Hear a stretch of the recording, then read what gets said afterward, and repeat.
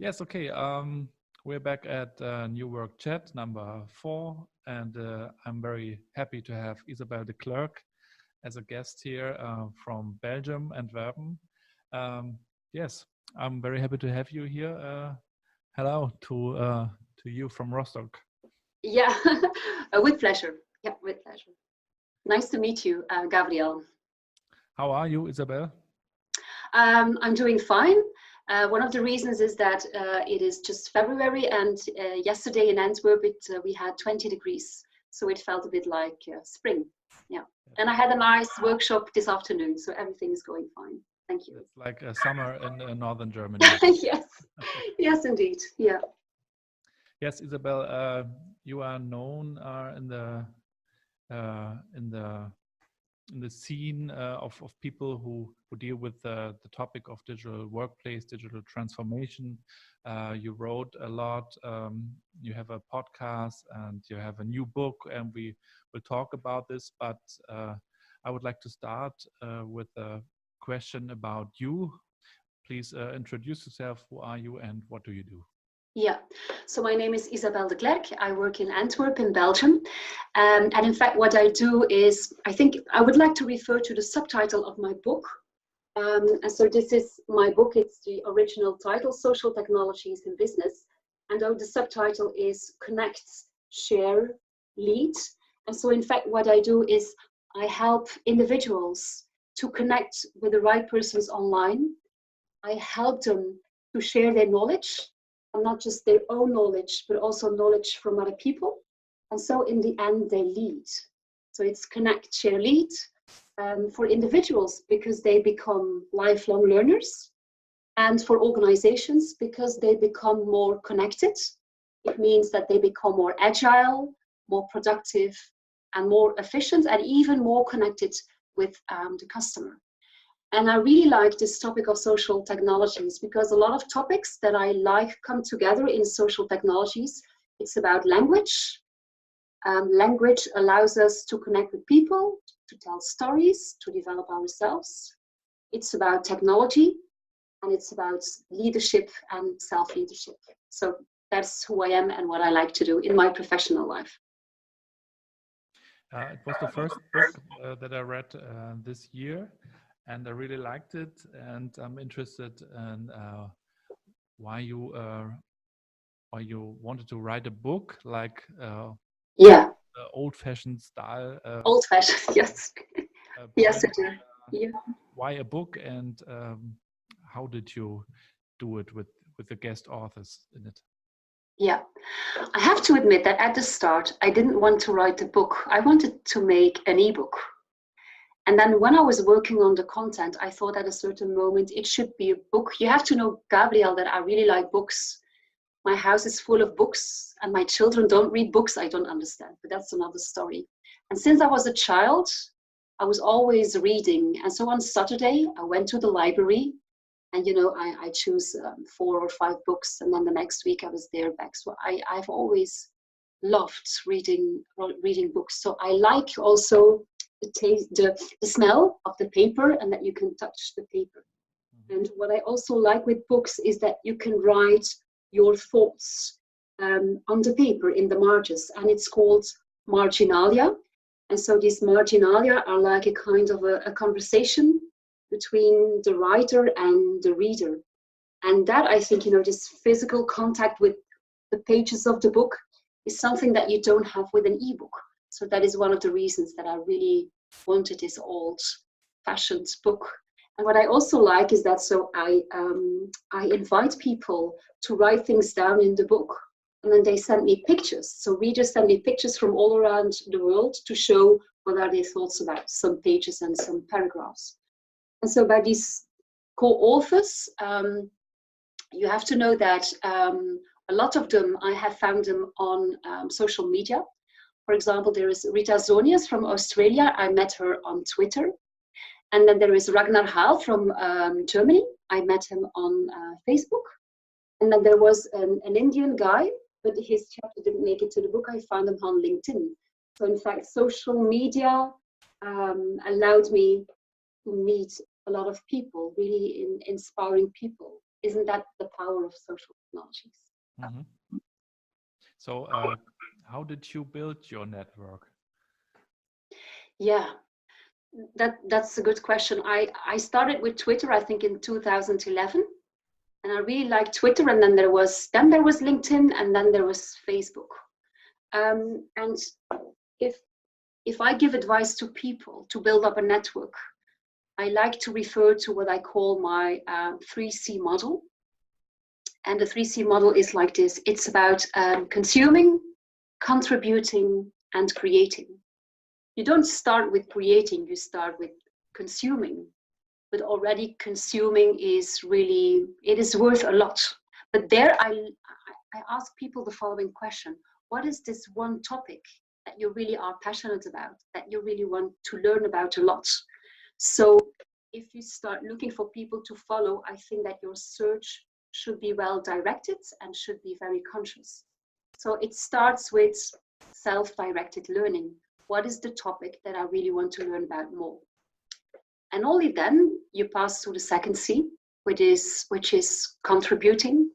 And contributing, I think there is a lot of magic that happens over there, because it means that you take the knowledge of somebody else and then you share it in your network, but you add a layer of information. And it's like, you work with the knowledge of somebody else. And then in the third stage, you go to creating. And there I tell people that, well, first of all, they should find their digital voice. Also, for some people, it's text, but for other people, it's more visuals or video or podcasts. And then what I also learned them is that you should not just post information, but you should also ask questions. And you should go in what I call reflective practice. A reflective practice is thinking about what you have learned after a project or at the end of the day. So just don't stick to information, but ask questions and share really your knowledge. And there it becomes very interesting. So that's what I call my 3 C's: consuming, contributing, creating. And then I would like to have 3 G's too, but I only have 2 of them. The first G is about generosity. The knowledge that you give online, you should do it in a very generous way.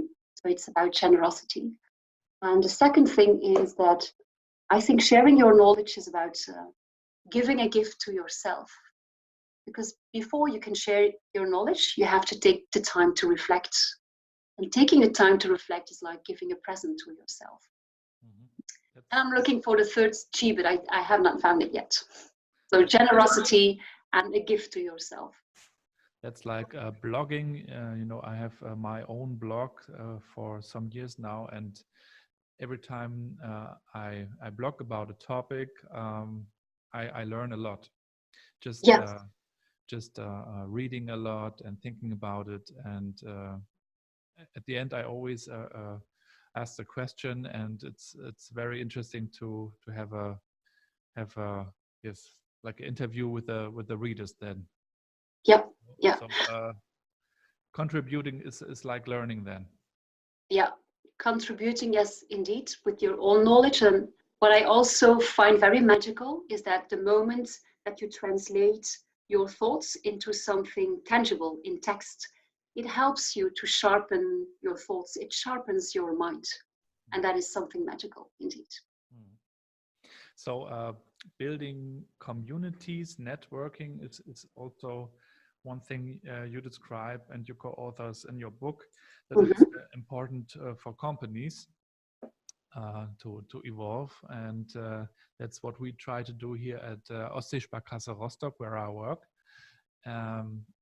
Of course, there are like networks in a company and in our company, but what we try to do is build like an online community or several communities in our enterprise social network that we have for, I think, 4 years now. But it's new for the people to connect online for a lot of them. So it's not in the culture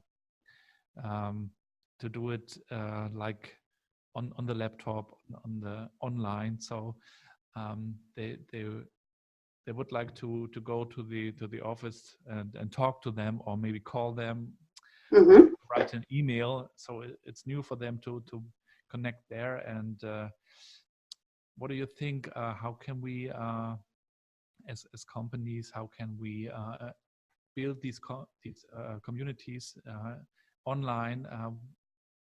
How can we change the culture, maybe? Yeah. There is not some magic recipe for that, because it takes time. But first of all, I think that we should acknowledge, we should accept that it is a huge change for a lot of people. And so the question that I found really intriguing is, so what kind of belief or mindset do we have to have before we start participating in communities? And I think one of these beliefs is that you go from an isolated expert towards a member of a community. And that is something that is really new. Another thing is that before, it was about I know it all. And now we have to go to I learn it all. Because, before, the answers to the questions were already given, and it was about being more productive and more efficient, but always on the same topics, solving the same problems. But now it's about new things, and we should understand that now sometimes ideas, they emerge from conversations and dialogues. And all of that is really new for people. So first of all, we should understand that it is a huge change for a lot of people. And then the second question is, how can we go through that change? And, when we talk about change, there are always the same building blocks that come back. And so one of these building blocks is that the organizational why, the why from Simon Sinek, it should be very clear. And I have seen beautiful examples at Engie, for example. It's an energy provider worldwide. And it was a beautiful example because there the why was the expertise, the technical expertise was geographically spread. And people, in fact, needed to connect with each other across geographical boundaries in order to be able to do their work. So there it was very clear. I also see a very clear organizational why at Daimler, for example, where they say that social collaboration is all about digital transformation. I explained that. Digital transformation is about getting closer to customers. But of course, if you do that in silos, then you're not giving a good answer to the need of the customer. So what you need is breaking down silos. So what you need is knowledge sharing. But then in other companies, like for example at Evonik, they didn't have the organizational why from the beginning, but it still is a success. So yeah, there's not, like one answer. So there is this organizational why. And then the second thing is, of course, the organizational why is not enough to convince people. It is very important that we translate this organizational why into advantages for the individual. Mm-hmm. And what I see there is that sometimes people say you will have easier access to people, you will have easier access to the right version of the documents. And that is something that people understand. But I think the true reason for social technologies and knowledge sharing is about lifelong learning and self-directed learning. That's really an advantage for the individual. But the problem is, it is a rather, philosophical topic. Mm-hmm. And so it's not easy to convince people about that. And then, of course, there is this building block of the executive engagements, so that executives and managers should set the example. Mm-hmm. But there, I think we should also understand that for executives and managers, it is very difficult to participate in online communities, because before they were used to be the persons who had all the power. Yes. And now you ask them to be vulnerable. Well, that's quite a change. Or before, they had a lot of power because they decided who was going to get which information. And now we tell them that all the information should be transparent. And before, they got, all the answers to all the questions, and they decided who was going to get which training. And now people find answers to their questions themselves in their online communities. So that's a huge change for managers and executives. And so we should understand and acknowledge the change for these people. And then another building block is, of course, training for employees, managers, and executives. Because sharing your knowledge in a proactive way, it requires a new mindset, and it's a new skill. So people need time and help. And it's not because we are posting on Facebook or posting on Instagram that we know how to ask questions to our online communities and to go into what I've called reflective practice. It is new, so people need training and time. So I think, these building blocks, I think about organizational wide advantages for the individual, executive engagement, and training. And even then, it will take a lot of time. Yes, indeed. It's a huge change. Yeah, and we should be honest about that too. So what we have here is like a group of colleagues who meet and talk about new ideas to develop this mindset and to develop the communities here for new ideas and methods.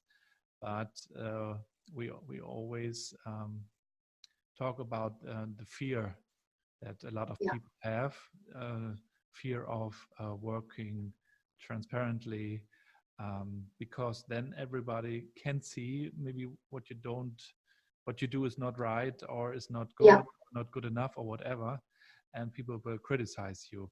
So what do you think? What do you say? How can we help them? Maybe not to change the mindset, but to be brave and not focus on fear.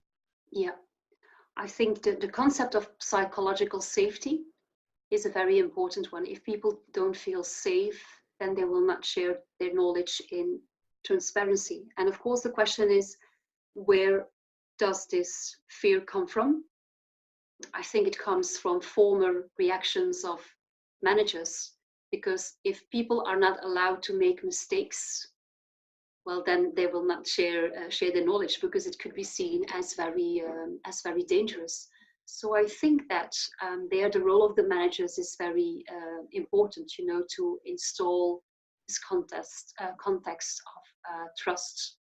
But also, I think employees giving feedback to each other. And so, I was, with your other question, I was trying to explain the change. And I was talking about before, we were always doing the same thing, but more rapidly, faster. Now people should understand that some things are new and that solutions are not given yet, and that they have to be constructed in shared understanding and in dialogue. And then, of course, we make mistakes because the solution is not ready there. But it is completely new. Yeah, and it will take a lot of time to work on the psychological safety. I think psychological safety is a very important concept. Yeah. So we are talking a lot about the digital workplace. Can see it on agendas of conferences. Yes. And it's like a buzzword now. How do you understand it? Yeah, I have to say that this summer I tried to make a definition of the digital workplace, and I've printed it out. I'm going to read it to you. Okay. I would like to have your feedback. So here goes the definition. Because of the rise of technology, we see that the physical workplace, the office, is complemented by another kind of workplace, the digital one. So there, the important element is that there is a digital workplace, but there is still a physical one. You have the two of them. We should not forget about the physical workplace either. Thanks to mobile applications, tools in the clouds, the workforce is able to work anytime, anywhere, from any device. This flexibility in time and location might seem trivial at first sight, but it is not. The introduction of the digital tools introduce new ways of working. It's about increased transparency. It's the word that you used. It's about intensified connectedness across all boundaries, geographical boundaries and hierarchical ones. And now it comes, and I think you used the same word too. The digital workplace unlocks things that were hidden before in the physical workplace. Documents, they were hidden in emails. Talents, they were kind of hidden in the office. And knowledge was hidden in the head of people. And now it has been unlocked. It becomes more transparent. And again, this increased transparency and connectedness across all boundaries might seem trivial at first sight, but it is not. And there it comes. The digital tools are a vital catalyst for organizational change. In fact, we could say they propel the shift from organization-centric and inward-looking thinking to customer and employee-centric thinking. And that's a huge shift for both employees and leaders. So that's what I call it, the definition of the digital workplace. And what I like most in it is, in fact, the second part, where I say that things that used to be hidden are become more transparent, are unlocked now, like talents, information, documents. That is what I like about the digital workplace: more transparency, more visibility. Yeah. So do you think like a democratic movement? Yes, democratization, yes, indeed. And also it has a kind of a liberating effect. The fact that we don't have to go to the office to work, but that we can do it from anywhere, anytime, any device. Yeah, indeed. And then there are a lot of people who say, "Oh, I'm working at the digital workplace for some years now. I use email." Yeah, but it is, it's true. It's true. And then also when I try to explain digital workplace in general, I refer to the workplace of the 80s, because in the 80s we didn't have email yet, but then you have a lot of people in the room who were just born in the 90s. So it's very difficult to explain. And of course, the digital workplace was already there in the 90s, but we didn't have, the tools in the clouds. And so it is progressing almost more and more. But it is true that email already changed some things, but now it is changing even more and more. But what we should not forget is that we don't only have the digital workplace, we still have the physical workplace. And we should not forget also that physical contact is very important. So it's about the combination of the physical and the digital workplace that makes us strong. And when you think of Google and Facebook and some digital companies, you see that they do everything to keep their employees in the building. Yeah. Like you can eat there, have some sports in the gym or whatever, and you don't have to leave. Maybe you can even sleep there. So I think for teams and for collaboration, the physical workplace is still important. But the question is, how can we combine it with the digital workplace? Yeah. Yes, this being said about being productive and collaborate, well, I have written the book about social technology, so I could not do my work without LinkedIn or Zoom or Facebook or Twitter. But this being said, you have to know that in the morning between 9 and 11, I never go on social media. I don't check my email and I don't check my iPhone, because there I do the work that the knowledge worker is supposed to do. And it means reflecting, producing things, analyzing things, summarizing things. And that is something that I want to do on my own. And I want to do that in complete focus, so not in an open space. So I think that people also sometimes forget that we should not be connected all the time. That sometimes we have the right to deconnection and not being available in a very focused way. So between 9 and 11, I don't read my emails, there's no social media, and I do what I'm supposed to do. Then I really want to be a knowledge worker. Yeah, that's also very important. Yes, and I think it's very dangerous because you can be online all the time, and a lot of us have their smartphone lying near the bed, or use it in the bed first thing in the morning. And I have now I have 3 kids, and I always think about the question, how do I show them the right way to use technology, not to be addicted or be a slave, but to use it consciously. So what would you recommend and tell kids how to use technology, how to use digital tools? Yeah, my children are older than yours. So I have a son who is 19 years old, and then a daughter, she's 16. They use their mobile devices a lot, and at home there's just like 2 rules. So we don't use our mobile devices when we are eating together, but there is one exception: when they are desperately in love, they can text to the person they are in love with. It's a bit funny, but it's like that. In fact, that's one rule, and they accept the rule. And then there is a second rule, that they should not take their mobile devices when they go to sleep, but they never followed that rule. So there I was definitely a disaster as a mother. Yeah, okay. I'm on my mobile phone also a lot because I like reading, but my children also see that I read a lot of books also on paper. But well, they don't see me between 9 and 11 because then they are at school. But I also tell them that if they really want to study, they should do it on their own. And they say, yeah, but you know, we have this Facebook group and we are interacting and we are asking questions to each other.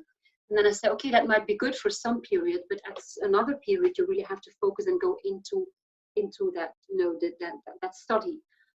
So don't be connected all the time. It's not a good idea. It is very important to be able to focus without being distracted. And I think it's a skill that we can develop. It's about focus and discipline. Speaking about learning and maybe inspiration, can you share any books or podcasts that inspired you? Yeah. I have a pile of books here. In fact, I think for me, it started with this one. It's from Ewan Sempley. He's from the United Kingdom, and so the title is "Organizations Don't Tweet, but People Do." It started all with this. And then, of course, you have the book written by John Staple, Working Out Loud. But as I've written in my book, I think that the book Working Out Loud was not enough for me, because it did not show me how to share my work online. And there I found a solution in the books written by Austin Kleon, How to Show Your Work. This is really a great one.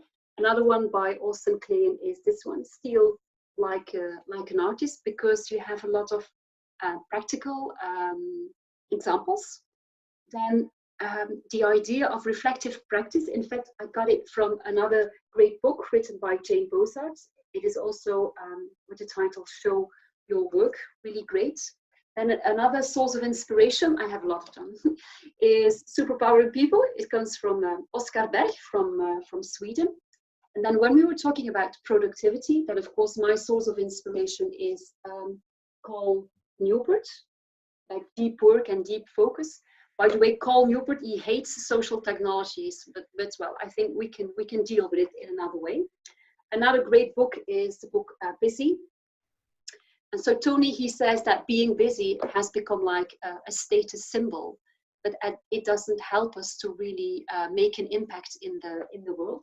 Yes. And then, of course, you have books about the power of communities. And there I think Etienne Wenger is really an important person that people should follow.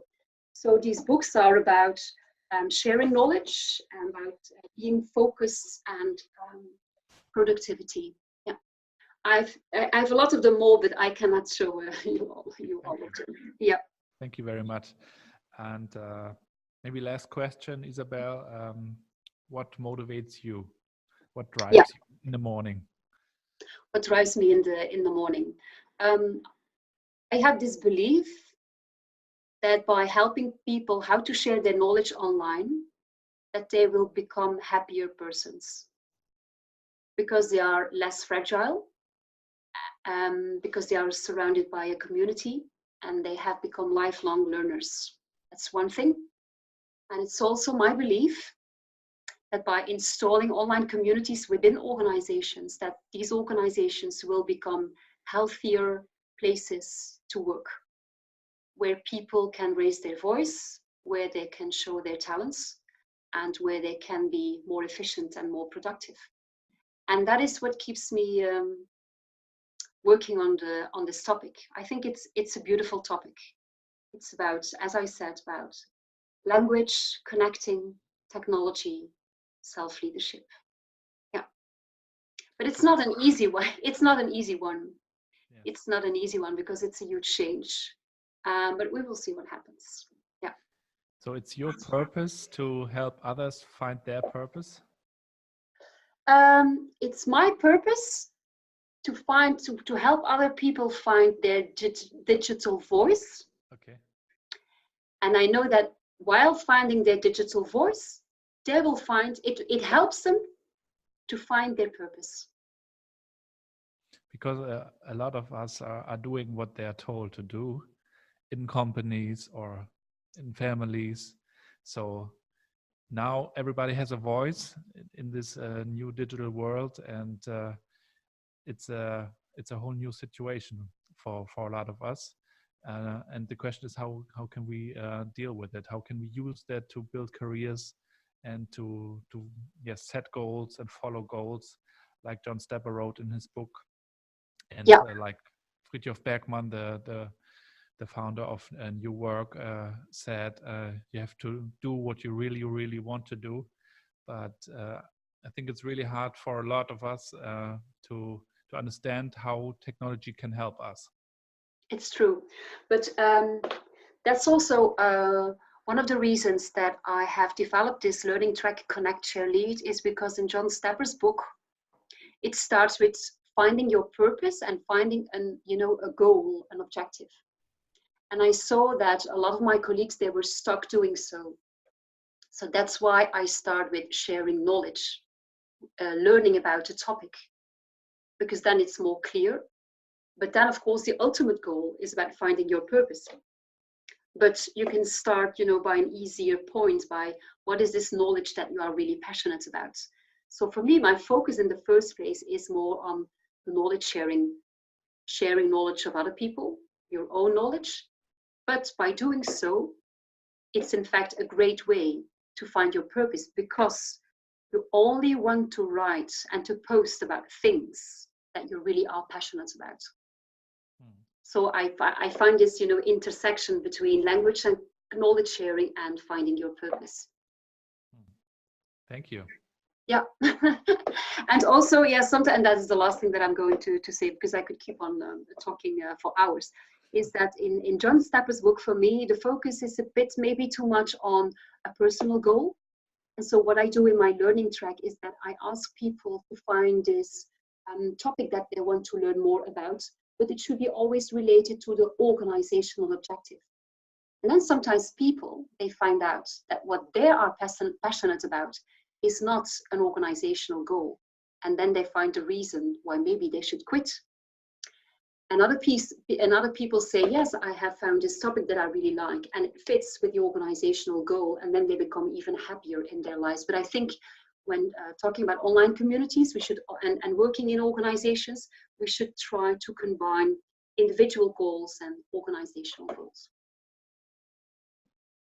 Yes, perfect. Thank you. Yeah, okay. Yes. Yes, thank you very much for this interview. Thank you for your book. I really liked it, and everybody should read it. Yeah. A lot of us are working on this topic right now. I think a lot of the people who are watching this video later should read it. And thank you very much. Any last words? Yes, I was looking for my book, but maybe it's somewhere over here. Yeah, in German, maybe. So this is the German version of the book, because you are German. And so the title is VernetztArbeiten. And I think that the German title is more beautiful than the English one. And I also like, the quality of the paper. And so I hope that people, the German people who are looking at this video, that they want to order the VernetztArbeiten book, and that they will write down their notes in the margins, and that they will send me pictures. So this dialogue between the reader and the writer is really nice. So thank you for having me invited, Gabriel. Thank you too. Okay. Bye-bye. Bye-bye.